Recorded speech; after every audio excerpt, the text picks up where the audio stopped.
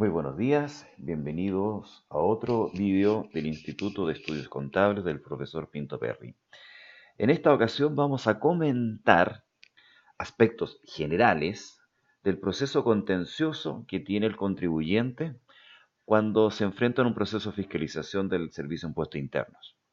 Es un proceso bastante general que vamos a hablar porque aquí vamos en materia de derecho procesal cuando nos vamos a la reclamación, no nos vamos al juicio tributario.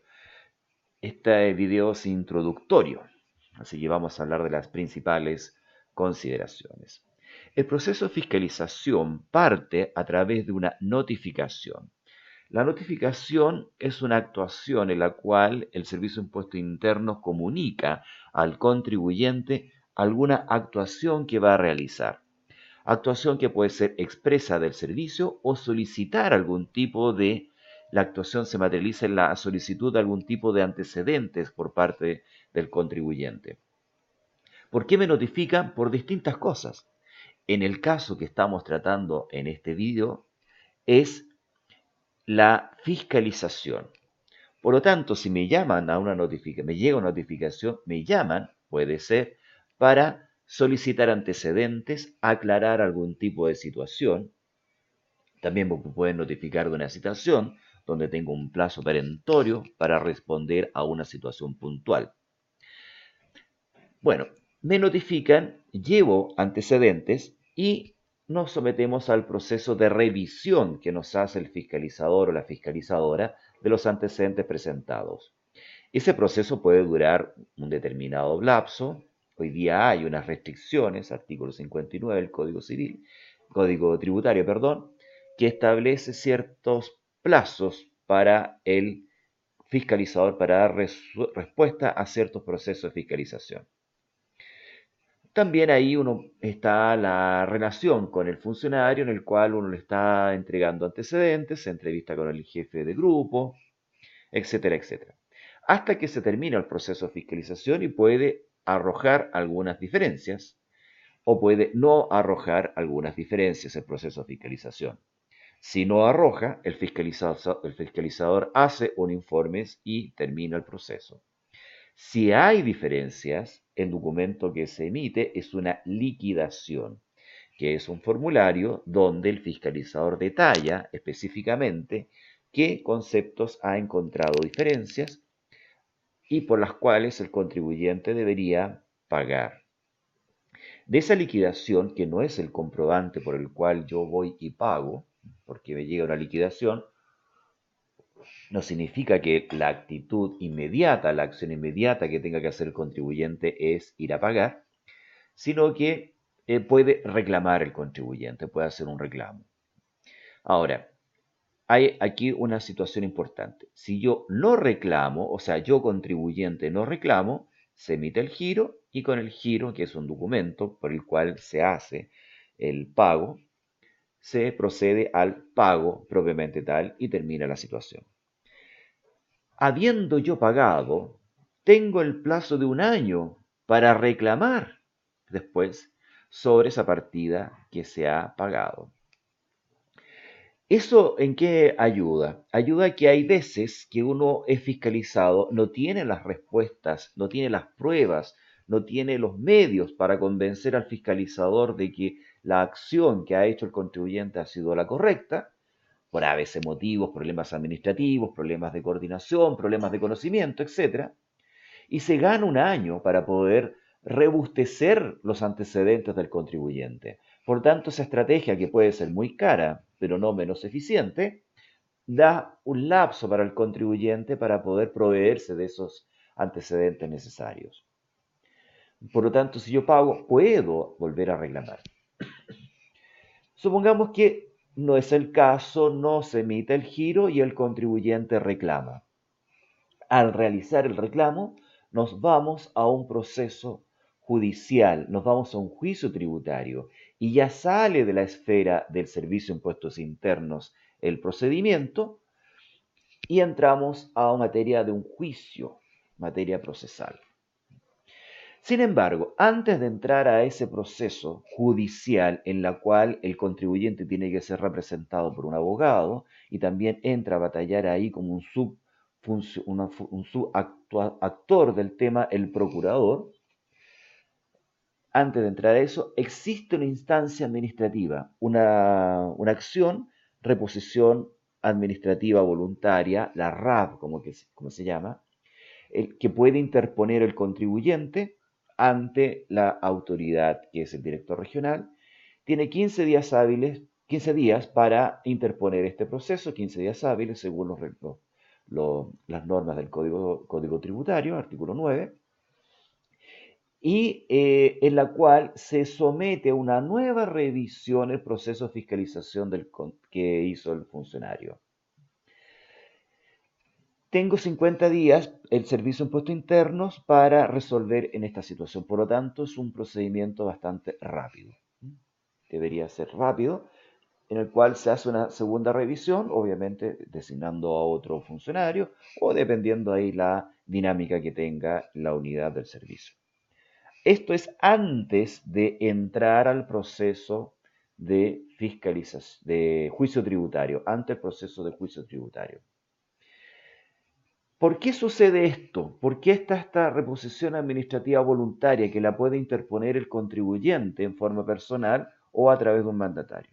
Porque antiguamente había una cultura, había una práctica de solución de los procesos fiscalizadores, procesos contenciosos entre el contribuyente y el Servicio de Impuesto Interno, que tenía unas características muy particulares que vamos a conocer a continuación. Es necesario volver a este proceso histórico que ya no se aplica en Chile, porque ya desde el año 2010 hacia la fecha, 100% se aplican los tribunales tributarios y aduaneros en Chile, los TTA, como le llaman, y opera este proceso de juicio tributario.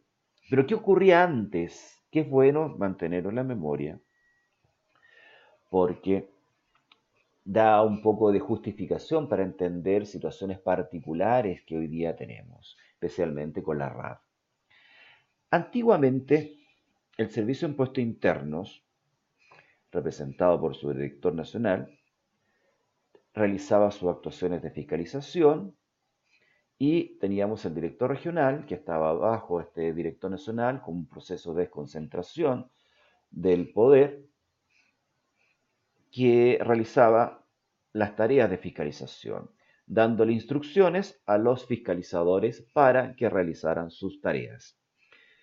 Este fiscalizador podría realizar una función que al contribuyente le genera una incomodidad, porque el fiscalizador realizó un procedimiento quizás no apegado al proceso administrativo, desconoció argumentos del contribuyente o simplemente entraron en una disputa de interpretación de algunas normas. Por lo tanto, ahí es posible, y es totalmente legítimo, que haya un malestar o una incomodidad del contribuyente, para lo cual era procedente que realizara un reclamo.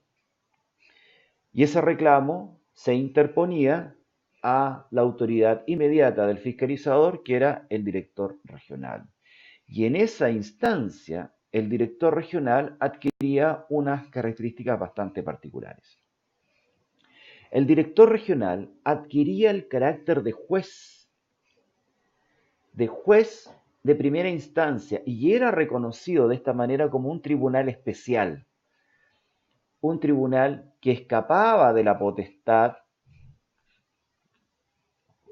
del Poder Judicial, que escapaba de la jurisdicción del Poder Judicial, sin perjuicio de que tenía algún tipo de tutela el Poder Judicial sobre estos directores regionales, pero este director regional adquiría el carácter de juez tributario. Muchas veces no era abogado y tenía esta facultad de emitir sentencia, emitir fallos. Y aquí hay un tema muy particular, porque este director regional, aparte de ser juez, era funcionario de impuesto interno, es decir, operativo, es decir, persona que da instrucciones ¿a quién? Al fiscalizador, para que realice los procesos de fiscalización.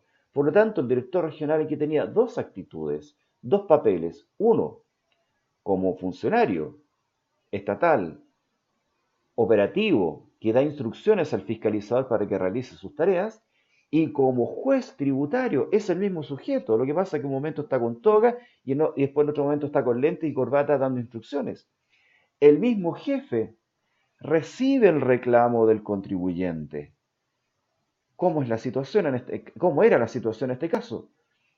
Yo a un funcionario que se portaba, que tenía una conducta que yo merecía algún tipo de observación, iba a su jefe y le hacía presente la observación a su fiscalizador.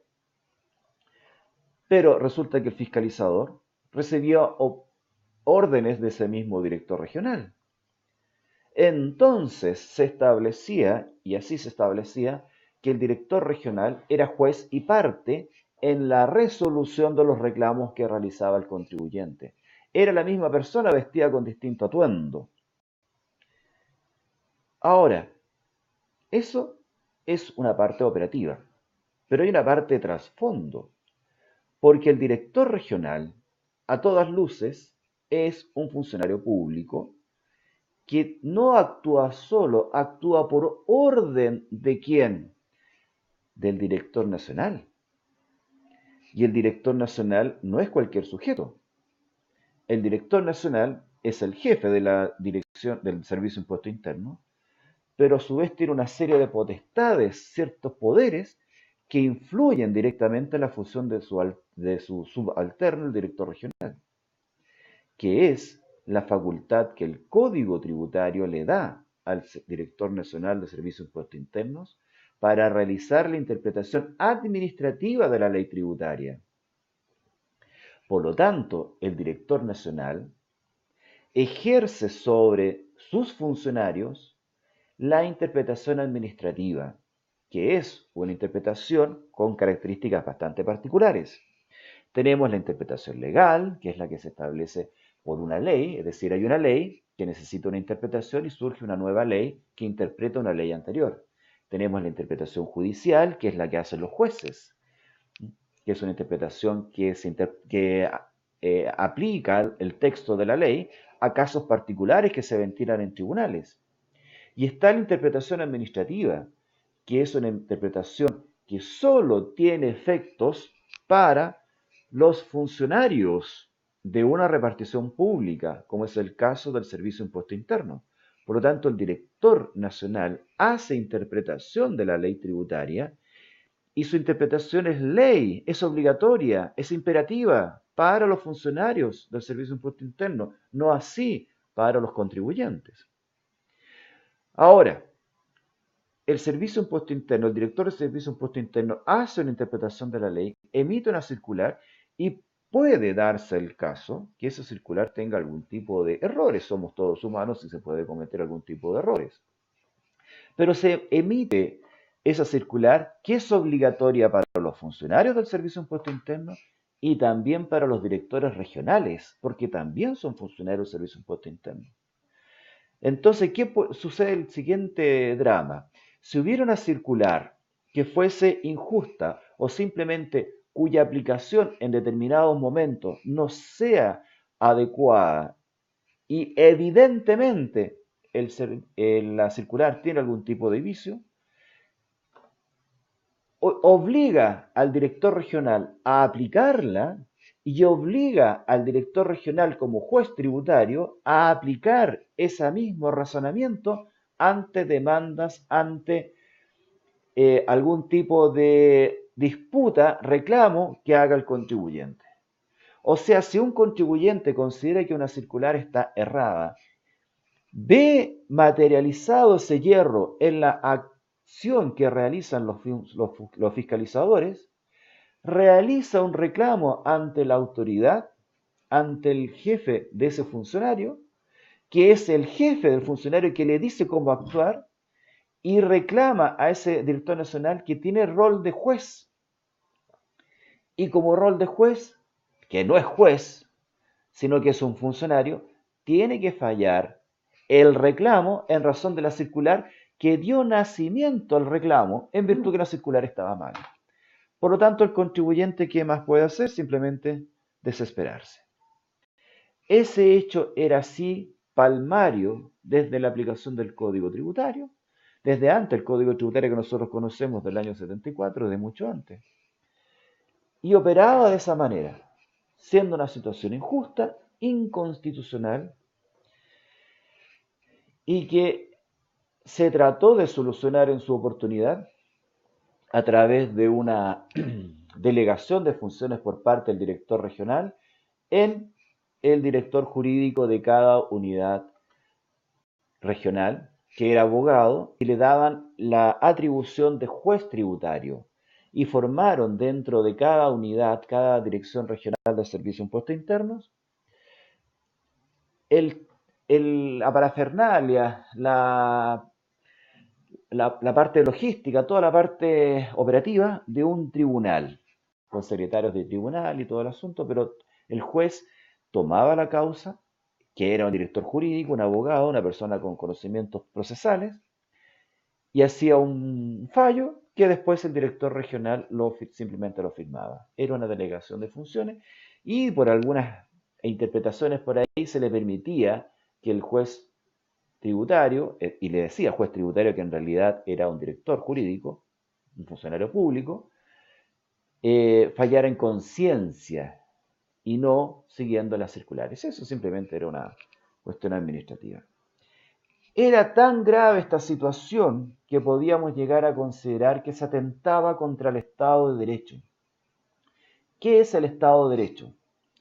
Es un concepto que se le aplica primeramente a Robert von Moll en su libro La ciencia de la política según los principios básicos del Estado de Derecho en 1832, donde establece que el Estado debe someterse a un ordenamiento del derecho. Es decir, el derecho debe normar las acciones del Estado.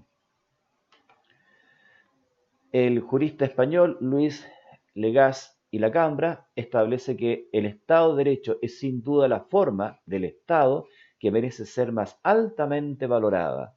En nuestra situación, creemos que es la forma única posible de Estado ético, esto es, de Estado que contiene un valor de eticidad, pues precisamente porque pensamos que el derecho tiene sus raíces en el orden moral de la eticidad, que los juristas interesa como tales juristas es la juricidad. ¿Qué nos dice acá? Que el Estado de Derecho es aquel en el cual se reconocen por un ordenamiento jurídico que regula la función del Estado. Por lo tanto, es algo intrínseco que un Estado tiene que estar sustentado en un derecho y el derecho determina el Estado. Es decir, se reconoce que hay un Estado de Derecho en un país cuando hay ciertas características. Y esas características son principalmente 4 o 5, hay algunos autores que establecen 5, pero podemos definir las siguientes. Que en un país hay división de poderes, hay control y fiscalización de los poderes públicos, hay imperio de la ley y hay derechos y libertades fundamentales reconocidas por el ordenamiento público. Es decir, en un país existe Estado de Derecho porque se reconoce que las acciones del Estado están circunscritos en un ordenamiento jurídico, es decir, en el derecho con mayúscula. Se ha establecido que existe Estado de Derecho si se cumplen a lo menos estas 4 características. La división de poderes que se estableció doctrinariamente, formalmente con Montesquieu, por allá por el siglo XVII, XVIII, estableció algo que era bastante evidente para hoy en día, la división de los poderes, poder ejecutivo, poder judicial, poder legislativo, y que los poderes no se mezclen, no se atropellen, que tengan libremente su ejercicio. Y es por eso que siempre se escucha al poder ejecutivo diciendo que la presidencia no comenta los fallos de los tribunales de justicia, que los acata.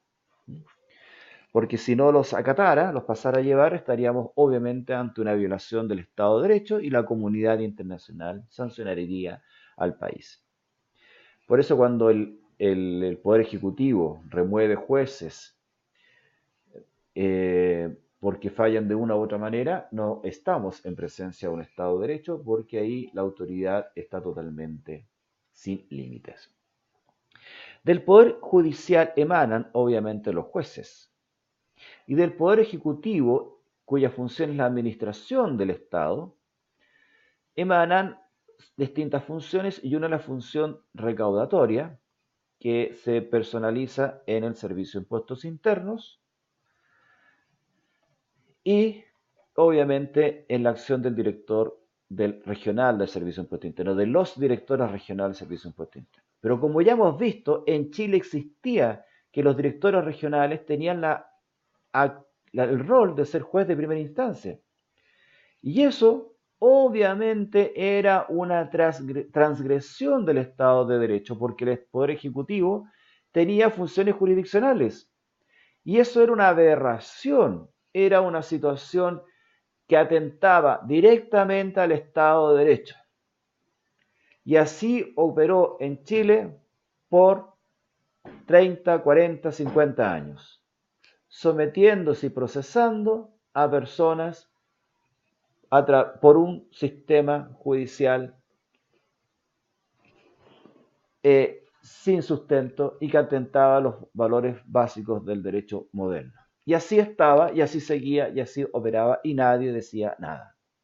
Hasta que por ahí, por el fines de los 90, un abogado, un joven abogado, ni siquiera un abogado de lata experiencia, le llegó un fallo de un director regional y ¿qué hizo? Fue a la Corte Suprema, interpuso un recurso de protección, perdón, un recurso de inconstitucionalidad de ese fallo, alegando que el director regional no tenía las facultades para tener esa situación. Lo redactó tan bien, todo el mundo se rió de él, que era un Quijote que iba a pelear contra molinos, y era un David que iba a pelear contra Goliat judiciales de este país. ¿Y qué sucedió? La Corte Suprema le aceptó el recurso y declaró inconstitucional el fallo y de esa manera echó por tierra todo el proceso judicial, todo el proceso de fiscalización que habían realizado. No importaba si el contribuyente era un delincuente tributario, lo importante era que ese fallo procedimentalmente estaba errado, porque emanaba de una autoridad que inconstitucionalmente no podía existir porque en Chile existe la separación de los poderes.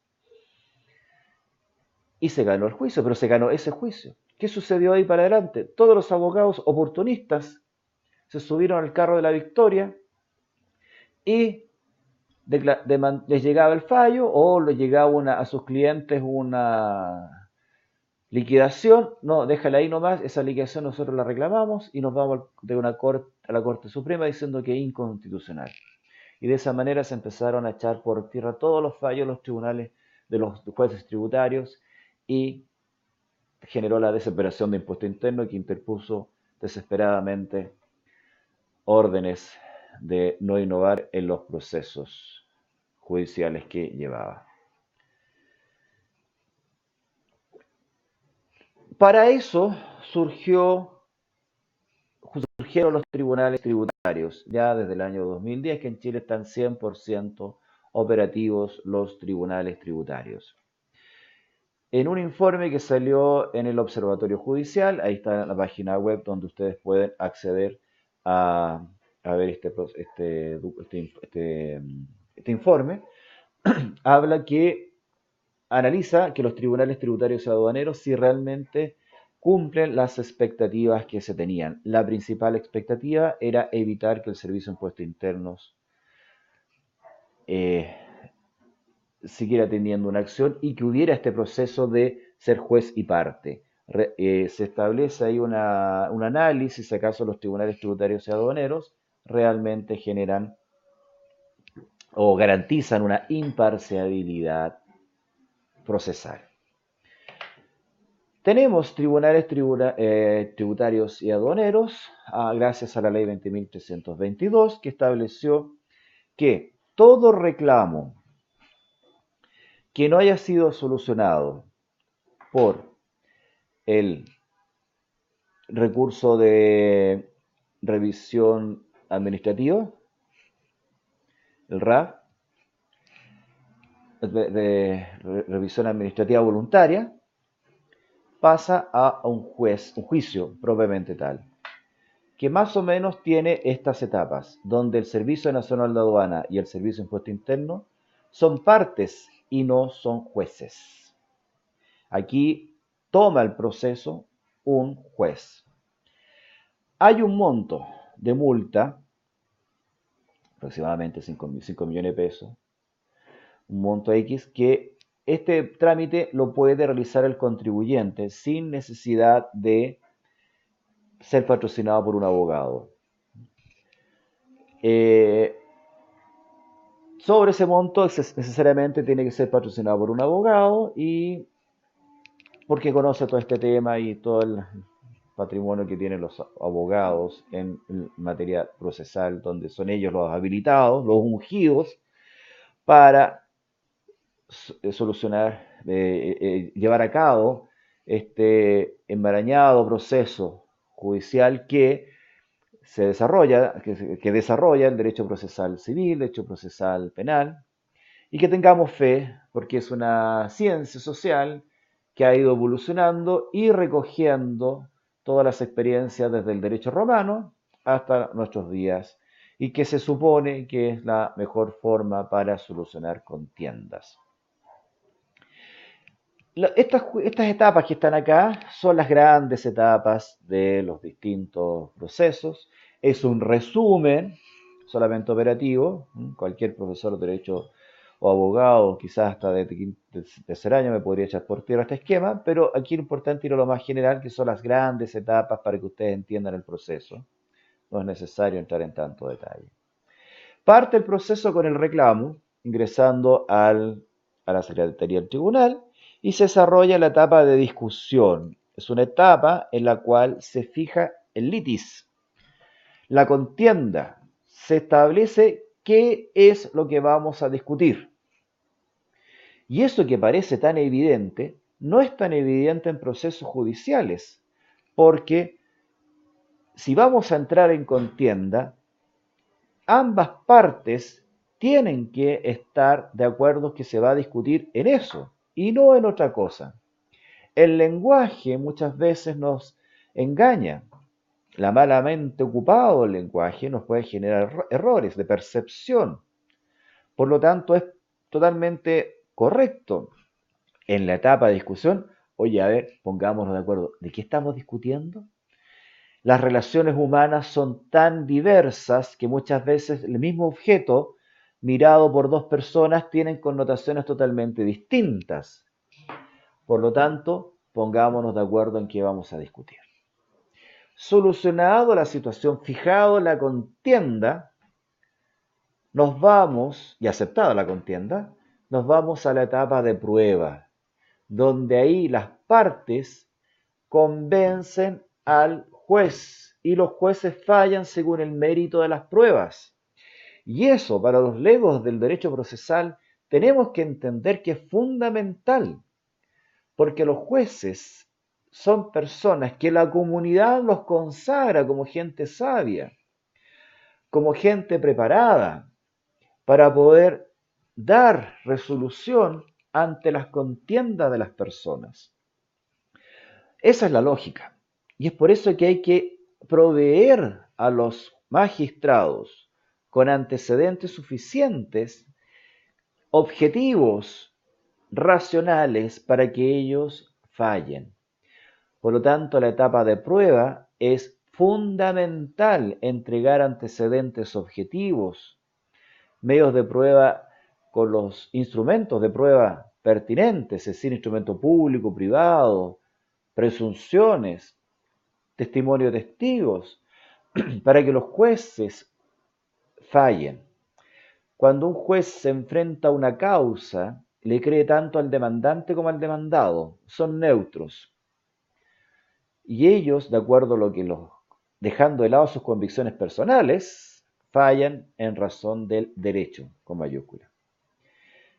Ahora, eso es lo que sucede en la teoría, pero ustedes como operativos de esto, si se enfrentan como a un proceso judicial, precisamente le estoy hablando a los contadores, que nos enfrentamos ante este proceso, tenemos que entender que los jueces fallan según las pruebas, cómo se presentaron, y los jueces son humanos, Y estas demandas se hacen por escrito. Entonces, si está mal escrito, los jueces entienden cualquier cosa.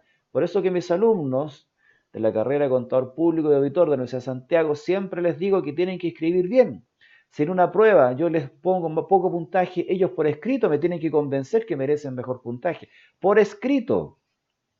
Porque así es la lógica. Las sociedades desarrolladas manifiestan sus ideas por escrito, utilizan diálogos, discursos. Sin embargo, caemos en cosas bastante simpáticas. El 14 de junio, en el diario La Tercera, salió la siguiente noticia. El juez que desestimó el alunizaje porque el delito ocurrió en la Tierra y no en la Luna. ¿Qué pasó acá? Alunizaje es algo que la cultura popular le ha dado, los medios de comunicación, a cuando una modalidad de delito en que los delincuentes chocan un vehículo contra un local comercial, contra un lugar donde están los cajeros automáticos, los destruyen y se los llevan. Eso le pusieron alegóricamente un alunizaje. Resulta que yo pensaba que es un término que estaba, sí, es popular, no tiene ninguna razón, es alegórico, y que estaba consagrado en nuestro acervo cultural. Pero el juez no entendió eso, porque dijo, oiga, a ver, ¿sabe qué? Alunizaje, eso solo ocurre en la Luna y no en la Tierra, por lo tanto no puedo procesar ni condenar a este delincuente, pese a toda la contundencia de pruebas que usted me está presentando, porque usted me está diciendo que este acto se debió haber realizado en la Luna y estamos en la Tierra. Bueno, ahí entramos en el foro interno del juez. ¿A quién le quiere creerse? ¿Al delincuente o al fiscal? Pero en materia tributaria podemos llegar a la misma situación, en una discusión si eso no es elusivo, una actitud, a quien le cree los argumentos que presenta el Servicio de Impuesto Interno o los antecedentes que presenta el contribuyente. En este caso, derecho penal, el juez que va a fallar con la misma lógica que un juez tributario, el término alunizaje no le gustó. Ahora, en mérito de creerle al juez, yo comentando esta noticia que a mí me produjo bastante escosor, a un amigo le dice, oye, ¿qué opinas de esto? Que el alunizaje, ¿qué es lo que es? O sea, mi amigo, totalmente alejado de las noticias y redes sociales, al parecer, no tenía en su interior, en su conocimiento, el concepto popular de alunizaje. Quizás igual situación estaba el juez que desestimó este tipo de situación. Ahora, hay revisiones y el día 23 de julio, nuevamente el diario La Tercera, apareció esta noticia que Suprema anuló 4 juicios por ilegalidades en control de identidad. ¿Y qué pasó acá? Resulta que jueces en primera instancia dejaban libre a delincuentes porque consideraban que el proceso de control de identidad no fue el más adecuado. Uno de los casos, el que está acá, me voy a permitir hacer karaoke académico para llamarles la atención y guiar la lectura que ustedes pueden hacer de esta imagen. El fallo, dividido el 21 de junio, la Corte Suprema acogió un recurso de nulidad por infracción en el control de identidad a una persona sentenciada por robo con fuerza en lugar habitado en La Serena. El sospechoso, cuando arrancaba desde una casa con una mochila, fue visto por carabineros corriendo y luego se escondió en unos matorrales. La policía le pidió el bolso y ahí encontraron los objetos sustraídos. El fallo, sin embargo, consideró que las circunstancias objetivas que se presentaron en este caso, a saber, la entrada a un pasaje y posterior ocultamiento de la policía, no son constitutivas de indicios vinculados con la comisión de algún injusto penal, sino que, por el contrario, pueden ser acciones naturales y esperables de la población en general ante la presencia policial y que pueden tener múltiples motivaciones desde la mera intención de no interactuar con carabineros hasta la evasión de un conflicto menor, no portar cédula de identidad o circular en la vía pública con bebidas alcohólicas. A ver, ¿qué pasó acá? Carabineros respondió un llamado de un robo a una casa, se acerca al lugar, ve un tipo que él ve a Carabineros y sale arrancando, se esconde, se esconde y los carabineros le piden identificación de identidad, quién eres tú, y le encuentran una mochila con las especies robadas de la casa.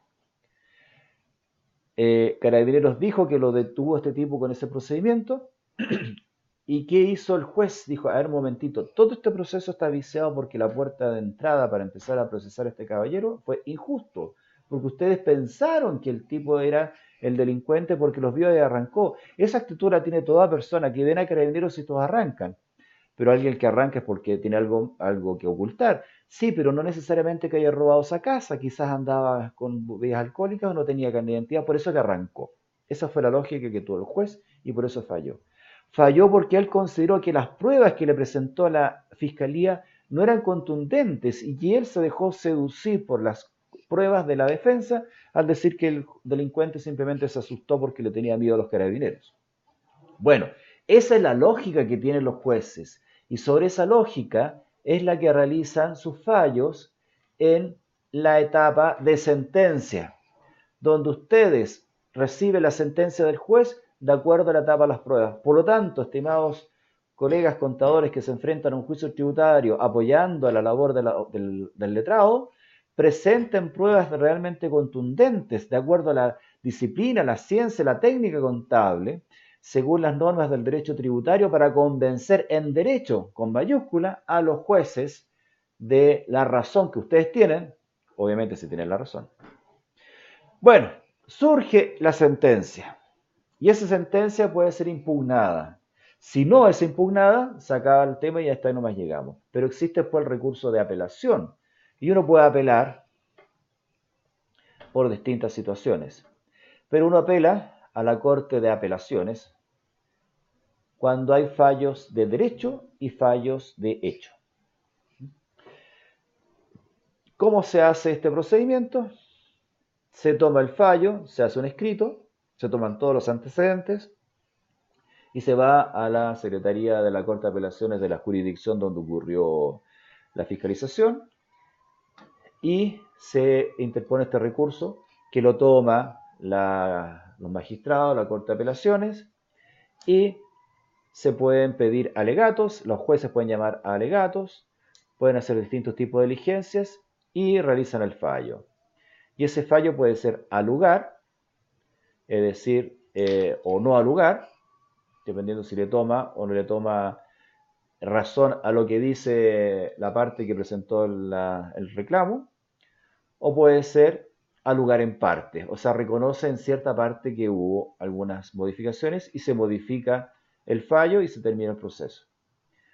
Ahora, si es al lugar o no al lugar, dependiendo si favorece a una u otra parte, la parte que consideró insatisfecha su situación, que por ejemplo si el contribuyente interpuso recurso de protección y de apelación y salió a favor del contribuyente, el Servicio de Impuesto Interno puede ir a la Corte, la Corte Suprema a un recurso de casación y nos vamos a otra instancia. Ahora, el recurso de casación no es el mismo que el recurso de apelación, porque el recurso de casación observa situaciones de derecho, de hecho, o sea, del procedimiento. Al igual que se fueron a la Corte Suprema porque aún se alegó el procedimiento, se dijo que el procedimiento inicialmente había sido errado de carabineros y ahí se solucionó la contienda a nivel de esa etapa por el proceso, digamos así, del proceso que se realizó y de esa manera se solucionó la contienda. Entonces, la Corte Suprema se recoge el proceso de apelación, el recurso de casación, donde se analiza el estudio de esto de acuerdo al procedimiento que hubo. Por ejemplo, si a mí me notificaron en día inhábil y en lugar inhábil, todo el proceso está viciado. Entonces me quedo calladito hasta llegar a la Corte Suprema y me voy a la Corte Suprema y alego de que el proceso estaba viciado operativamente. Surge el fallo, al lugar o no al lugar. Si al lugar se anula lo obrado por el servicio y se acaba la historia, y no al lugar se le reconoce los procedimientos del servicio. Él, bajo el entendido este esquema del que él presentó el recurso de casación era el contribuyente.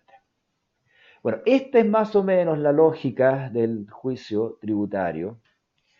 Es mucho más complicado, pero a nivel de usuario de esto, creo que con esto es suficiente para conocer más o menos las etapas.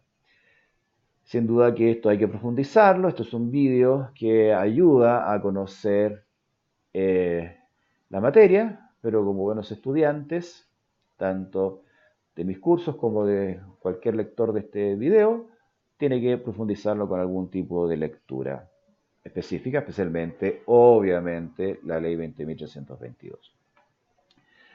Agradecimientos al Diario La Tercera, en su página web, al Observatorio Jurídico también, y a GIF animados de cara de punto de guión slash caras, donde yo saqué los monitos para hacer un poco más atractiva esta materia.